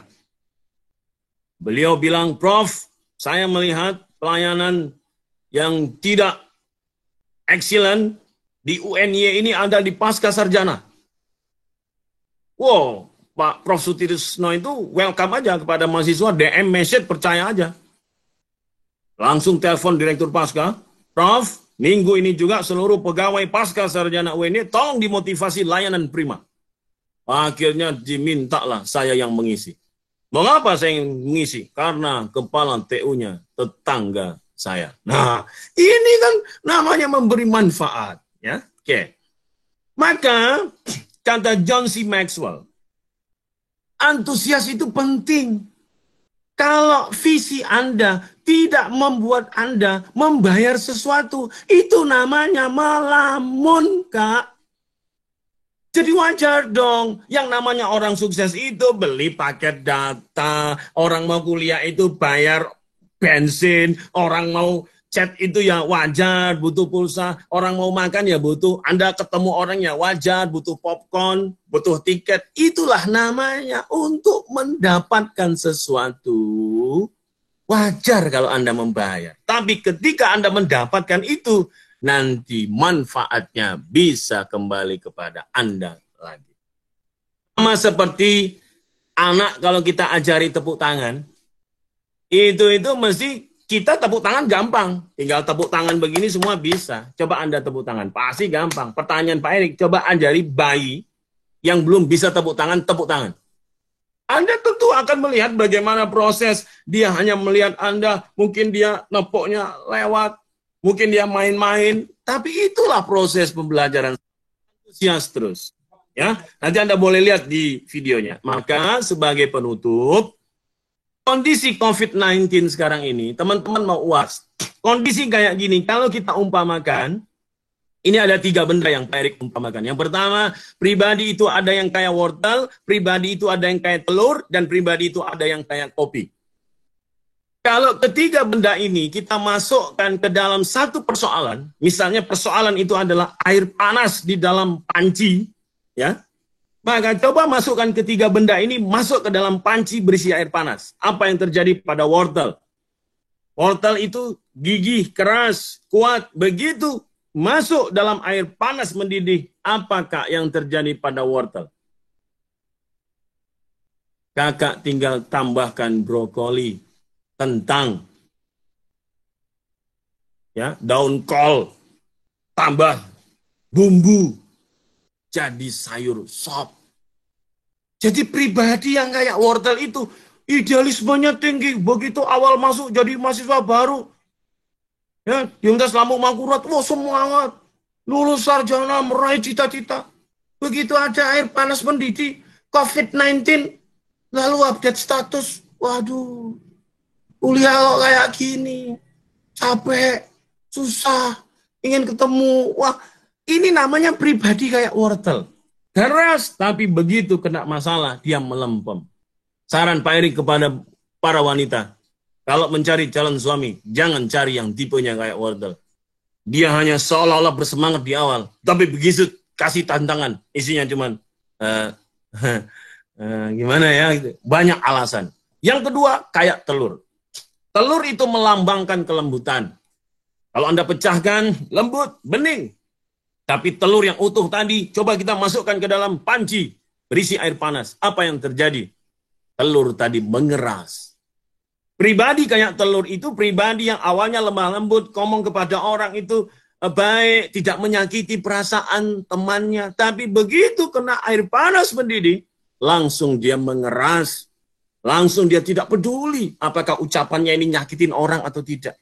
Dulu kalau ngomong bersahaja, tapi begitu keinginan yang didapatkan tidak terjadi, janji dikhianati atau sesuatu yang diinginkan ternyata belum kesampaian. Akhirnya dia berubah menjadi keras, minta maaf tidak tulus lagi. Oh, jadi kamu tersinggung dengan apa yang saya katakan? Ya udah, sorry aja kayak gitu. Gitu aja kok repot. Ya sorry, maaf. Tapi tidak ada ketulusan. Ketemu orang yang nyakitin. Kalau dulu ketemu temannya gimana kabarnya, sehat ya. Sekarang kalau ketemu temannya, lihat temannya yang kurus langsung ngomong, kok kamu kurus banget toh? Kalau lihat temannya yang gemuk langsung ngomong, wow daging berjalan. Susah orang kayak gini, isinya nyakitin nanti. Maka teman-teman sekalian, kita tinggalkan. Masuk kemana? Contoh yang ketiga, pribadi kayak kopi. Coba lihat biji kopi, lihat serbuk kopi. Kalau biji kopi, serbuk kopi kita masukkan ke dalam panci berisi air panas mendidih, apa yang terjadi? Anda tidak suka kopi, nggak ada masalah, tapi Anda akan bisa mencium keharuman dari yang dihasilkan air panas tadi. Dan yang menarik, air tadi sudah jadi kopi. Anda tidak bisa bilang lagi itu air kopi, tapi dia sudah menjadi kopi. Dimakan luwak, disimpan dalam perut luwak 8 jam, seharian, dimuntahkan, diambil petani kopi, jadi kopi luwak. Pak Erik pernah dibayarin oleh relasi minum kopi luwak asli di salah satu kafe miliknya PT Kapal Api. Inisialnya Excelso. Satu kopi luwak asli, satu cangkir itu, ya, itu ternyata harganya 120.000. ambil termos diseduh di depan kita, aromanya diminum mantul. Saya baru tahu ternyata kopi luwak asli dibayari itu rasanya enak sekali. Nah itu. Tapi itu sama rasanya hari Ahad, hari Minggu di rumah baca tulisan, hari pagi-pagi baca tulisan koran, tulisan sendiri, bikin kopi kapal api hitam merah yang Rp1.250 satu saset itu dengan air panas mendidih, rasanya mantul sama karena dibikin oleh istri tercinta. Maka yang jomblo sabar, sabar. Dari Makassar bawa ikan, atau dari Banjarmasin, daerah laut, bawa ikan ke Jogja, takut kecium. Di kompartemen di atas, wrapping itu tadi, ikan kering, ikan asin tadi, ikan kering wrapping tadi, kasih kopi wrapping lagi. Masukin ke kompartemen, tidak tercium. Di Lampung dimakan gajah, menjadi kopi gajah. Ruangan baru perih, pojok-pojok letakkan biji-biji kopi, serbuk-serbuk kopi. Memberikan keharuman. Pribadi kayak kopi, dia larut memberikan keharuman. Kalau ada teman Anda sulit dikasih tahu, taburi kopi. Tapi nggak usah serius-serius sekali sampai pakai air segala. Ya, jadi ini canda. Jadi teman-teman sekalian, jadilah pribadi seperti kopi. Karena sebaik-baik manusia itu adalah yang paling bermanfaat bagi manusia lain. Demikian yang Pak Erik bisa share, Pak Dekan, Bu Kaprodi, Bu Dewi, Abi, dan teman-teman sekalian, mudah-mudahan bermanfaat. Banyak kurang, minta maaf, banyak lebihnya, nanti tolong dikembalikan. Wabillahi taufik wal hidayah. Wassalamualaikum warahmatullahi wabarakatuh. Waalaikumsalam.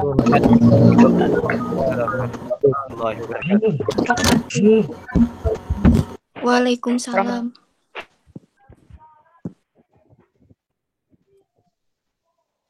Terima kasih Pak Erik yang sudah memaparkan materi yang sangat luar biasa. Terima kasih Ustaz.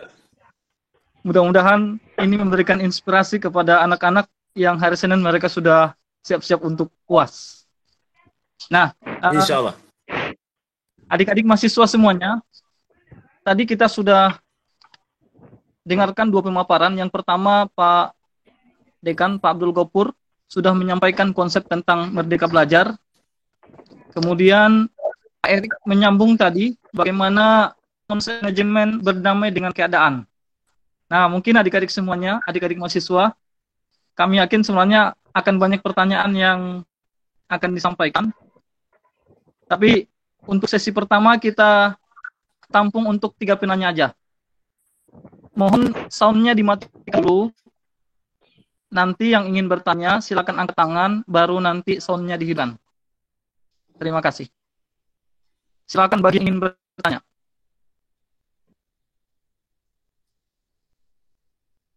Ya, Taufik mungkin penanya pertama. Baik, Pak. Terima kasih. Mungkin kami undang Pak nanya yang dari kampus Pak Erik. Ya, anak-anak dari Pak Erik, Pak. ilmu komunikasi Emikom nanti ya. Silakan Taufik. Ya, baik. Terima kasih atas kesempatannya, Pak. Assalamualaikum warahmatullahi wabarakatuh. Waalaikumsalam warahmatullahi wabarakatuh. Kedengaran, Pak? Dengaran. Ya, Ya. terima kasih, Pak. Terima kasih. Ya, sebelumnya saya ingin perkenalkan diri dulu. Nama saya Taufikur Rahman. Saya dari program studi matematika angkatan 2018. Ya, saya ingin bertanya kepada Pak Erik, bahwasanya kan pola pikir seseorang itu dibentuk oleh pikirannya sendiri. Sehingga kadang pola pikir itu bisa menjadi bumerang jika pola pikir yang dibentuk adalah pola pikiran yang salah, namun bisa menjadi sesuatu yang positif jika pikirannya adalah yang benar. Ibaratnya tuh seperti karat yang bisa menghancurkan besi, namun pola pikir juga bisa menghancurkan manusia jika dibikin pikirannya yang salah, seperti itu. Mungkin saya ingin bertanya, bagaimana cara kita sebagai mahasiswa untuk tetap konsisten dalam membentuk pola pikir yang benar, sehingga hal tersebut menjadi suatu kebiasaan dalam kehidupan sehari-hari. Mungkin itu saja Pak, terima kasih. Ya. Assalamualaikum Terima kasih. warahmatullahi wabarakatuh. Waalaikumsalam warahmatullahi wabarakatuh. Mas Taufik, terima kasih Mas. Langsung aja Mas Erik. Oh, baik Mas Taufik. Izin Pak Dekan. Enggak. Mas Taufik, konsumsi pikiran manusia itu adalah kata kalimat syair. Jadi kalau kita makan, oke, makannya kita itu untuk energi kita. Itu konsumsi bahan bakar untuk makan itu adalah untuk energi kita. Handphone itu punya Mas Taufik ini bisa dayanya kuat karena Mas cas. Maka cas charger baterai tadi itu dayanya yang persen penuh, persentasenya, kemudian itu membuat positif. Nah, lalu apa yang terjadi pada pikiran manusia? Konsumsi pikiran manusia itu adalah kalimat kata syair. Kalau kita sering memasukkan kata-kata yang positif, kata-kata yang memberi makna, maka yang terjadi adalah kita akan terbentuk pola pikirnya. Tapi kalau kita terbiasa memikirkan hal-hal negatif, susah, tidak senang, maka yang terjadi adalah pola pikir kita akan cenderung mengeluh. Maka pertanyaan Mas Taufikur Rahman tadi luar biasa. Bagaimana cara agar kita konsisten punya pola pikir yang positif? Satu, saran Pak Erik, banyaklah membaca buku-buku yang inspiratif. Anda selain diktat kuliah, tentunya membaca banyak wawasan. Cari buku-buku yang bisa memberikan banyak wawasan. Sekarang di internet banyak sekali. Itu penting untuk kita masukkan. Yang kedua, saran Pak Erik, apalagi mau UAS, Anda harus sudah mulai selektif memilih lagu. Lagu itu, syair itu, tanpa Anda sadar, itu bisa masuk dalam alam pikiran bawah sadar. Kita, Mas Taufik, tidak perlu menghafal lagu, nanti lagunya hafal dengan sendirinya karena masuk dalam bentuk syair. Jadi kalau orang-orang yang menjelang UAS terlalu sering melantunkan lagu, bukan tidak boleh ya, boleh tapi harus kita lihat keseimbangannya nanti. Kalau terlalu mau UAS, terlalu sering memutar lagu yang kemarin ku melihatmu kau bersanding dengannya, aku punya ragamu tapi tidak hatimu, kau tak perlu berbohong, kau masih menginginkannya, ku rela kau dengannya asalkan kau bahagia. Atau jujurlah sayangku, aku tak mengapa, biar semua jelas tak berbeda. Itu hari Selasa. Hari Rabu, aku yang lemah tanpamu. Hari Kamis, suara dengarkan aku, apa kabarnya pujaan hatiku. Hari Jumat, mungkinkah kita kan selalu bersama. Hari Sabtu, aku terjatuh dan tak bisa bangkit lagi. Kira-kira seminggu Anda kayak apa? Tambah lagi hari Ahad, hari Minggu, cinta satu malam, oh indahnya. Udah semakin banyak yang masuk, yang terjadi akhirnya bersemangatnya kurang. Mengapa kok mahasiswanya itu? Karena orang tuanya juga. Di rumah orang tuanya, kalau ada lagu di pesta, di resepsi dulu, kalau ada acara-acara, maka orang tuanya juga nyanyi. Sepanjang kita masih terus begini, takkan ada lagi damai bersenandung. Anaknya lewat, aku terjatuh dan tak bisa bangkit lagi. Kalau begini, Mas Taufik, imbangi. Bukan nggak boleh. Boleh. Kalau satu album di handphone Anda itu ada lagu-lagu galau, maka 3 album. Nama kata Agim, namanya Mupos, musik positif. Mimpi adalah kunci untuk kita menaklukkan dunia, berlarilah. Itu terus, aku pasti bisa, jangan menyerah.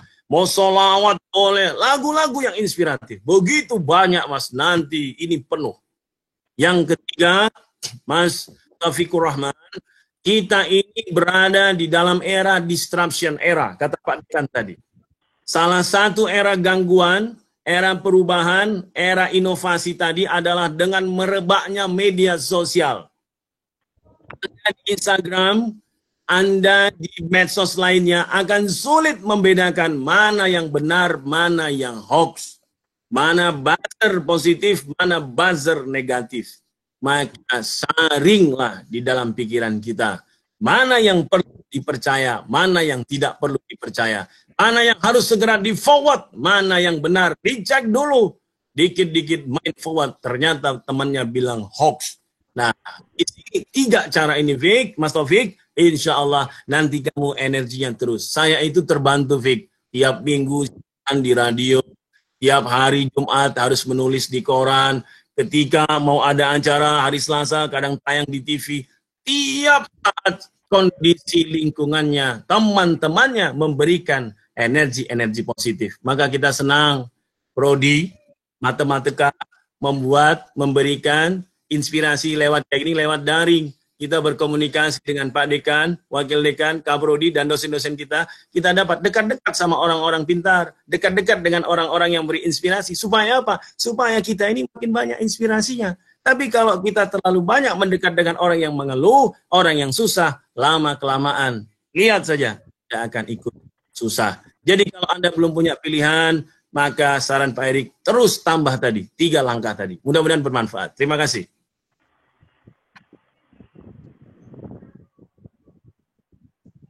Itu Pak Pardi. Ya, silakan Pak Erik dulu, kita kesempatan dari mahasiswi ilmu komunikasi Amikom untuk bertanya. Silakan.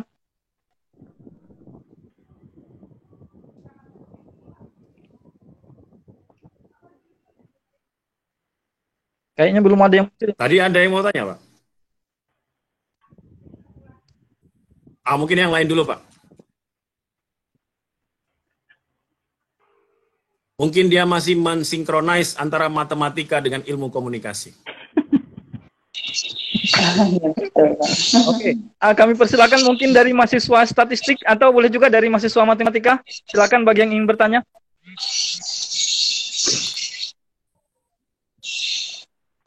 Ayo, siapa yang nanya nih?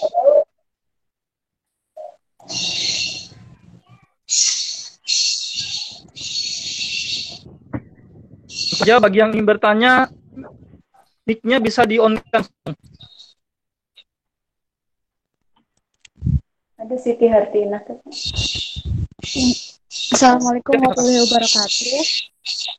Waalaikumsalam. Waalaikumsalam. Warahmatullahi wabarakatuh. Izin bertanya, Pak.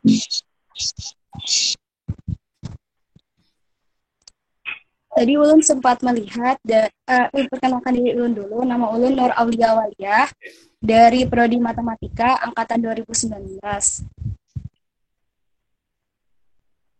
Tadi Ulun sempat melihat, Pak Erik ada menulis di beberapa media, salah satunya di Republika.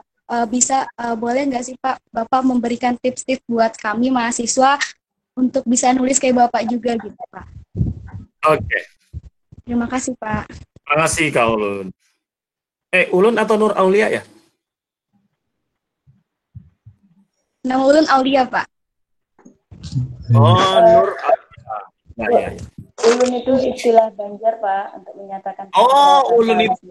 Ya. Ulun itu apa artinya? Saya. Oh, saya. Banjar Ya. Saya itu Ulun. Baik. Terima kasih Bu.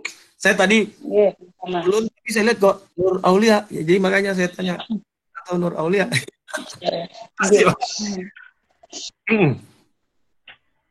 Pak Pardi langsung. Kan langsung Mas Erik. Oke. Kak Nur Aulia, Pak Erik menulis koran Republika itu bukan koran yang pertama. Saya menulisnya itu adalah koran saya yang ketiga. Yang pertama saya nulis dulu di majalah Remaja Nasional Kampus Max. Lalu setelah Kampus Max itu selesai, saya di Sindo Trijaya. Lalu setelah Sindo Trijaya selesai, saya baru pindah ke Republika. Republika punya standar sendiri, dia memang lebih memilih orang yang sudah pernah nulis. Tetapi pengalaman Pak Erik pertama kali awal menulis itu adalah begini. Menulis itu yang penting Nur Aulia tulis aja.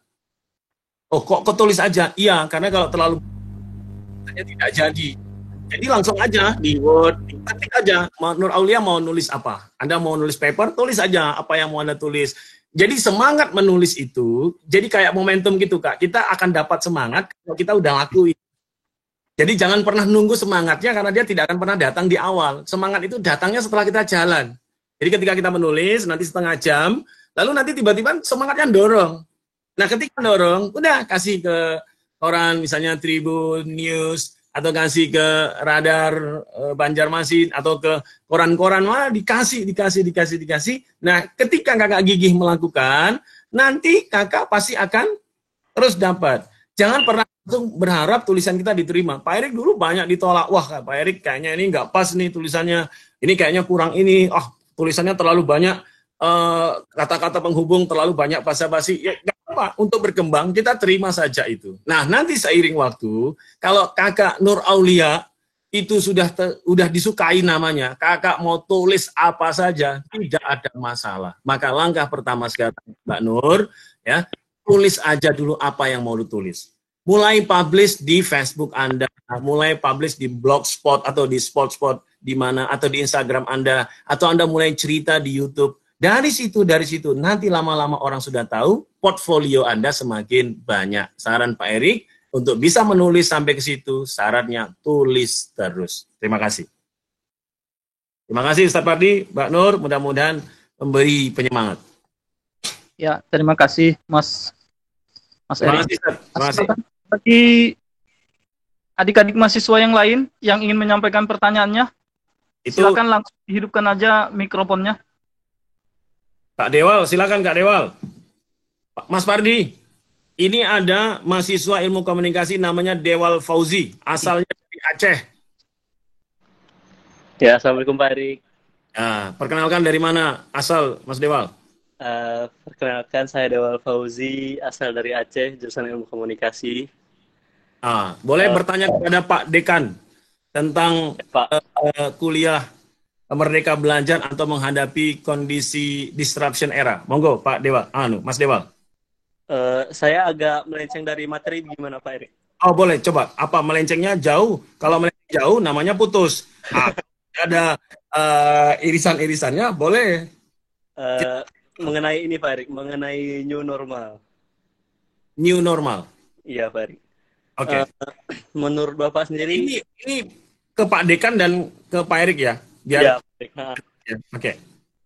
Menurut Pak Dekan dan Pak Erik sendiri, gimana sih pandangan Bapak terhadap isu new normal yang akan terjadi di masa yang akan datang terkait isu pandemik seperti ini Pak Erik? Dan terus apakah nanti akan mempengaruhi sikap sosial terhadap satu sama lain gitu Pak Erik?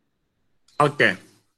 Jadi Kak Dewal kayak membahas jadi kayak kayak model LDR jadi new normal gitu, atau kaitannya seperti itu ya? Pada masa hubungan pada masa COVID ya? Iya Pak Erik, kalau sekarang kan misalkan masa COVID itu orang-orang kayak ketemu jangan halo apa kabar salaman gitu kan Pak Erik. Iya. Kalau udah ada new normal berarti kan udah ada batasan Pak Erik, antara Betul. kita udah nggak bisa sentuhan lagi. Iya, selama ini sentuhan terus. Enggak sih Pak Erik. Iya, oke, paham. Jaga jarak gitu pasti. Iya. Baik. Pastinya gimana gitu. Oke, kami perkenan Pak Dekan. Pak Dekan silakan Pak. Baik. Terima kasih. Ini terus terang istilahnya aja aneh buat saya ini. Tapi saya coba menanggapinya dari segi pendidikan saja ya. Bahwa apa yang kita hadapi sekarang ini sesuatu yang tidak normal. Ya. Ini adalah kelainan bagi saat ini. Tetapi kalau kita melihat apa yang dicanangkan oleh menteri misalnya, bahkan andai kata pun menteri tidak mencanangkannya, pasti ada pejabat pendidikan yang akan mencanangkan Merdeka Belajar itu. Karena itu merupakan suatu visi masa yang akan datang. Sehingga saya berkeyakinan apa yang kita hadapi tidak normal saat ini akan menjadi normal di waktu yang akan datang. Saya kira itu sehingga kalau kita merasa sibuk ruwet dengan e-learning dan sebagainya ini, percayalah, nggak berapa lama memang itu yang harus kita hadapi, sehingga lebih baik kita sikapnya positif, menanggapinya, mempersiapkannya untuk menghadapi situasi yang memang nanti akan seperti itu, mau tidak mau. Saya kira itu tanggapan saya. Terima kasih. Iya. Ya, langsung aja lanjut Mas Erik. Ya, Pak Pardi, yang ditanyakan Mas Dewal tadi, memang anak-anak ilmu komunikasi itu memang agak banyak ya berbicara tentang ini dalam seminar-seminar new normal, artinya ada kebiasaan-kebiasaan baru. Ya seperti menjaga jarak, nanti last listening, kalau dulu kita ketemu, saya dengan Mas Fardi Cipiki, ya itu mungkin besok bisa jadi tidak akan, sudah ada kayak pembatasan dari aktivitinya, kegiatannya. Nah, saya pernah membaca satu tulisan NLP dari Dr. Romuga. Dia mengatakan begini, Mas Dewal. Jadi sesuatu yang baru, ya, sesuatu program yang baru masuk ke dalam pikiran kita, itu akan terjadi konflik. Pokoknya sesuatu yang baru masuk, itu pasti akan ada konfliknya. Ya kayak gini aja awal-awal mesti ada konflik, masalah paket, masalah pulsa, masalah macam-macam, karena tidak biasa. Nah, tetapi tadi seperti yang Pak Dekan sampaikan, ketika orang sudah mulai, ya sudahlah, mulai berdamai, ya, mulai berdamai dengan keadaan, nanti lama-lama orang sudah mulai akan terbiasa. Contoh, dulu kita tidak biasa kan, seperti Pak Dekan bilang, tidak biasa pakai masker kemana-mana, tidak terbiasa bawa hand sanitizer kemana-mana. Dulu salaman tangan, ada salam komunikasi, salam kerabatan, wah pokoknya luar biasa salamnya lama. Teman-teman di Papua itu kalau salaman lama salamannya, panjang salamannya. Nah besok udah mulai ada apa ya, pembatasan jarak. Artinya mungkin di awal-awal akan kaget, tapi lama-kelamaan muncul akan ada kebiasaan baru. Dan itu adalah hal yang satu yang lumrah. Jadi kalau kita, ya sudah, dijalani aja proses ini. Nanti lama-lama orang akan mengerti dengan sendiri. Begitu, kalau tambahan sedikit dari saya, Pak Pardi. Ya, terima kasih, Mas Erik. Sama-sama. Kami persilahkan lagi bagi mahasiswa statistik, ya. Nah, belum ada suaranya Pak dengar dari statistik. Silakan untuk menghidupkan soundnya.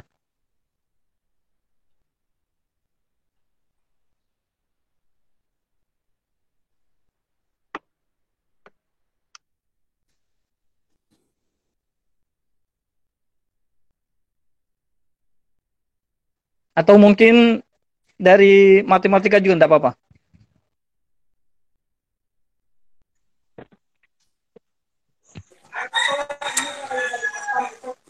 Pak. Baik, Pak.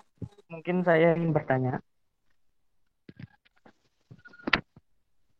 Mungkin bolehkah saya bertanya, Pak? Ya, Pak.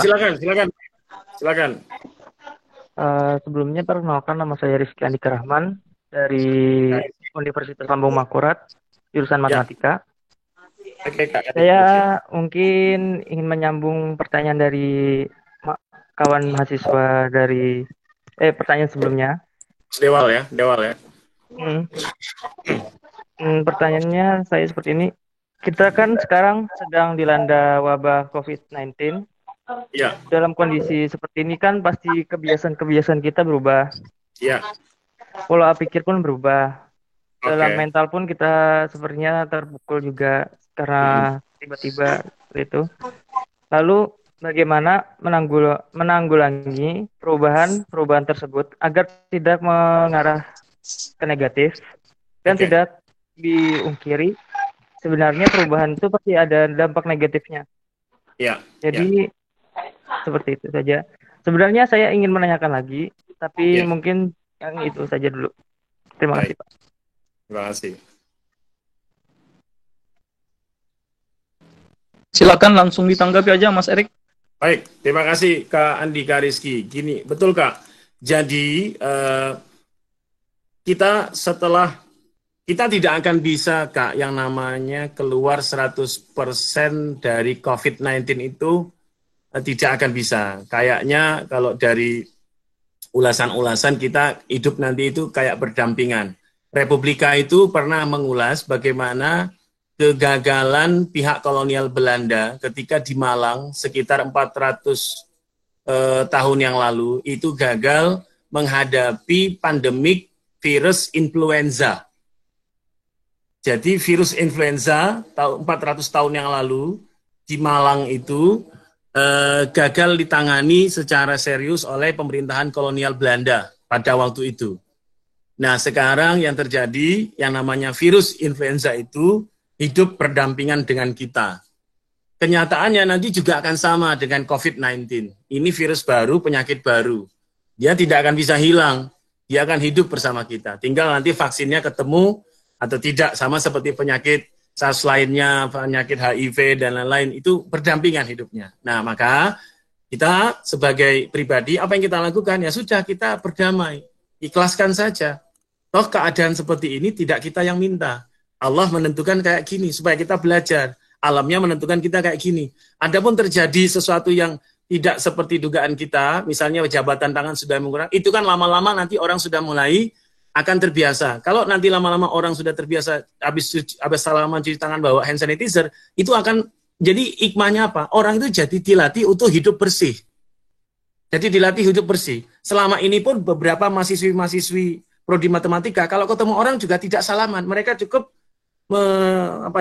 meletakkan dua tangannya seperti ini, kan begitu ya Ustaz Pardi ya. Kalau ketemu Ustaz Pardi kita meletakkan tangannya seperti ini. Agama itu sudah tidak muhrim, jabat tangannya mereka sudah begini. Nah, nanti lama-lama orang akan terbiasa dengan begitu. Pastilah sesuatu itu nanti ada polanya. Tentu tidak akan kekhawatiran yang berlebihan lah. Kita akan ikuti. Nanti selama ini menyusul, kalau sudah ada vaksinnya, tentu orang semua sudah mulai tenang. Intinya, hikmah dari ini semua, kita akhirnya sudah terbiasa dengan perkuliahan jarak jauh, kita terbiasa dengan daring, kita terbiasa dengan digitalisasi, kita mulai terbiasa terbuka dengan kampus-kampus lain, kita bisa belajar di prodi, di satu fakultas atau prodi di perguruan tinggi yang lain, jadi pembelajaran kampus merdeka. Dan satu lagi, ini memberikan pelajaran kepada kita, bahwa kita diminta untuk selalu bersabar, diminta untuk selalu bersyukur dengan apa yang ada.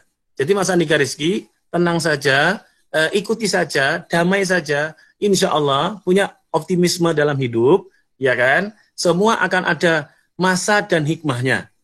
Ya, yang penting standar protokol, edaran-edaran kampus, pemerintah, tokoh masyarakat ikuti. Kenapa? Karena itu solusinya. Karena COVID-19 ini adalah perpindahan virus itu dari orang ke orang, dari orang yang mulai banyak, ya, atau tempat-tempat yang sudah banyak dijelaskan. Jadi standar itu kita jaga. Adapun pemikiran-pemikiran negatif, besok nanti kayak apa? Udahlah Mas, Anda cukup berdamai saja. Yakinlah semua itu pasti ada hikmahnya. Kita saja yang kita tidak tahu. Kenapa? Karena pasti Allah menurunkan kesusahan, nanti ada kemudahan di balik itu semua. Saya pandangannya itu, Ustadz Pardi. Terima kasih. Ya, terima kasih Mas Erik. Terima kasih. Adik-adik mahasiswa dan juga Bapak Ibu, kita kasih plus yang meriah sebenarnya, karena kuliah online kita ini tergolong luar biasa, karena dari awal peserta kita tidak bisa bertahan. 162 sampai 165 mahasiswa tetap ikut bergabung dalam kuliah online ini. Mungkin ini suatu hal yang sangat membanggakan. Luar biasa. Luar biasa.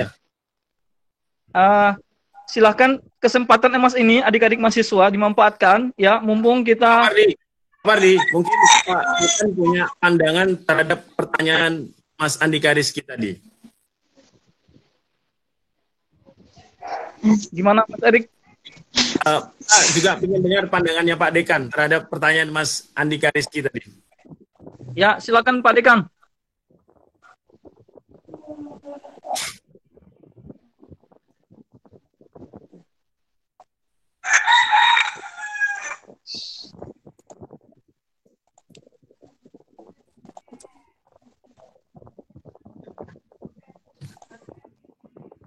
Kami persilakan Pak Dekan untuk menanggapi. Ya, saya beri contoh dari bidang biologi saja, misalnya, karena itu latar belakang saya. Jadi kalau misalnya ada seseorang numpang di tempat orang lain, dikasih ruang hidup untuk apa? Untuk tidur, tempat tersendiri, dikasih makan, semua kebutuhannya ditanggung.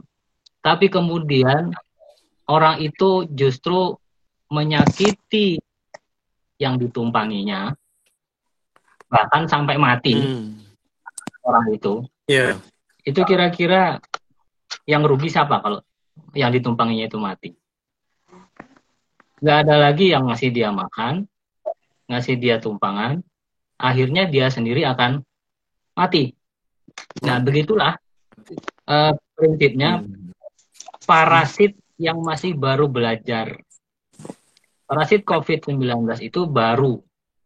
Mereka tadinya tidak ada, setidaknya strain-nya baru. Jadi baru mulai menyerang manusia, baru belajar jadi parasit, ganasnya luar biasa. Tapi nanti mereka akan sadar bahwa kalau terlalu ganas, nanti yang rugi mereka sendiri.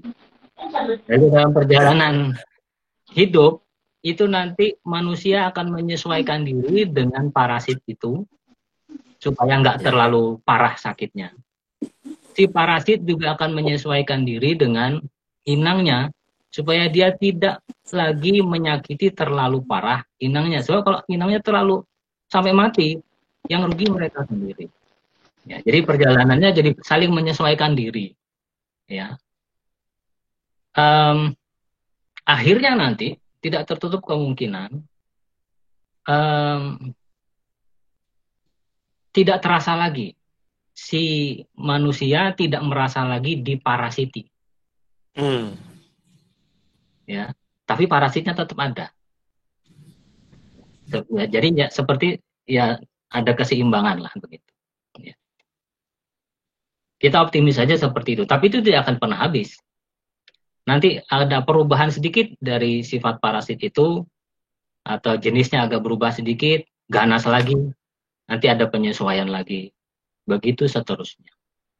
Ya. Saya kira itu pandangan saya. Jadi positif juga, ya kita positif saja. Insya Allah akan tercapai keseimbangan itu, tapi tidak keseimbangannya statis, selalu naik turun.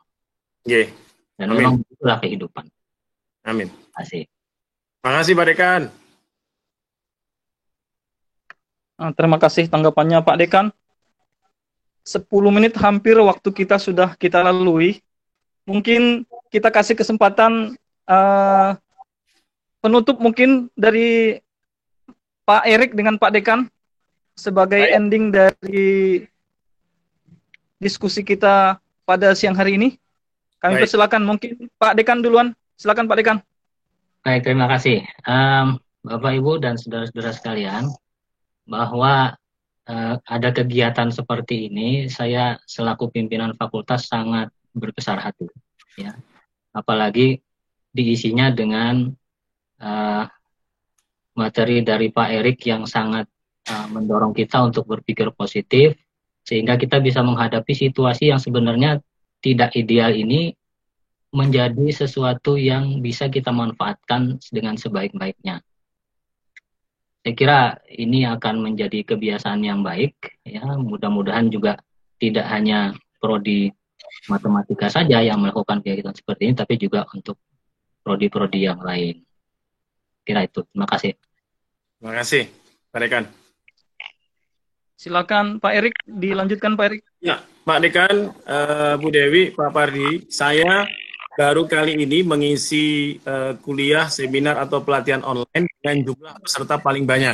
Kemarin dengan Kemdikbud Jakarta kami jumlahnya 120 orang, ya kan? Nah ini saya mengapresiasi dulu buat di matematika yang luar biasa menghadirkan orang sampai sebanyak ini. Saya tidak tahu apa yang dilakukan oleh Pak Pardi sebagai moderator, tapi Pak Dekan ini luar biasa Bu Dewi, ya. Saya harus memberikan apresiasi. Terlepas ini ada Terima kasih anak-anak juga yang sudah hadir. Jadi saya menyambung apa yang disampaikan Pak Dekan tadi. Jadi kondisi yang harus kita lewati kakak-kakak sekalian adalah saya dari filosofnya Leo Tolstoy. Ini seorang penulis dan filsuf dari Rusia. Dia mengatakan banyak orang berpikir bagaimana mengubah dunia, tapi hanya sedikit yang memikirkan bagaimana mengubah dirinya sendiri. Menghadapi COVID-19, itu yang kita lakukan adalah mulailah dari diri kita. mulailah kita introspeksi, mulailah kita berdamai dengan keadaan, jagalah keseimbangan. Nanti dengan sendirinya penyesuaian-penyesuaian yang kita lakukan, ketika kita tenang, kita akan diberikan kebaikan. Kata Prof. Quraish Shihab, yang dibutuhkan sekarang ini adalah ketenangan. Orang banyak uang tapi tidak tenang. Tapi kalau kita, mohon maaf nih, uangnya standar saja, bahkan kayak mahasiswa, uang saldonya per 3 minggu terakhir sudah habis, tapi kita di ketenangan, itu adalah rezeki yang sesungguhnya. Mudah-mudahan ini bisa memberi inspirasi buat kita. Demikian Pak Pardi, terima kasih. Bu Dewi, terima kasih. Pak Dekan, terima kasih kesempatannya, waktunya bisa bersilaturahmi. Insya Allah satu saat nanti silaturahmi di Jogja, Pak. Insya Allah. Amin. Amin.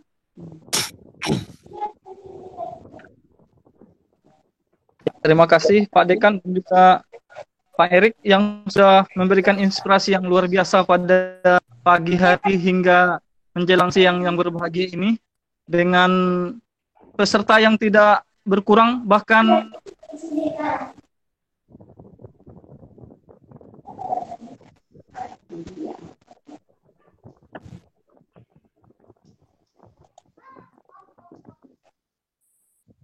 ada MOU antara Amikom dan ULM. Kami juga menyampaikan salam ke Rektor Amikom, Pak Prof. Suyatno. Semoga nanti bisa kita tindak lanjuti dengan kegiatan-kegiatan berikutnya. Untuk hari ini kita cukupkan dulu diskusi kita. Mohon maaf kalau ada hal-hal yang kurang berkenan. Terima kasih kepada adik-adik mahasiswa semuanya atas perhatian dan atensi yang sudah kalian berikan. Mohon maaf kalau ada hal-hal yang kurang berkenan. Saya kembalikan kepada Bu Dewi. Silakan, Bu. Ya. Terima kasih banyak Pak Pardi sudah memandu tadi. Sekali lagi terima kasih kepada Pak Erik Hadi Saputra dan Pak Abdul Ghafur. Sungguh motivasi yang membuat semuanya bersemangat. Kata kuncinya adalah mari kita semua berdamai dengan kondisi, dan nanti kalau kondisinya sudah normal, kita juga berdamai dengan kondisi lanjutannya. Tetap maju, berkembang dengan kondisi yang ada. Tetap survive. Ya, saya mengucapkan terima kasih secara khusus nih kepada Pak Erik. Ya, terima kasih Pak Erik. Ya, mudah-mudahan ini langkah yang baik. Amin. Untuk kemudian hari kerjasama antara Amikom dengan ULM. Amin. Dan mudah-mudahan ini adalah amal jariah yang dianugerahkan Allah kepada Pak Erik dan berbuntut terus sampai kapan saja. Amin ya rabbal alamin. Segala urusan Pak. Amin. Amin.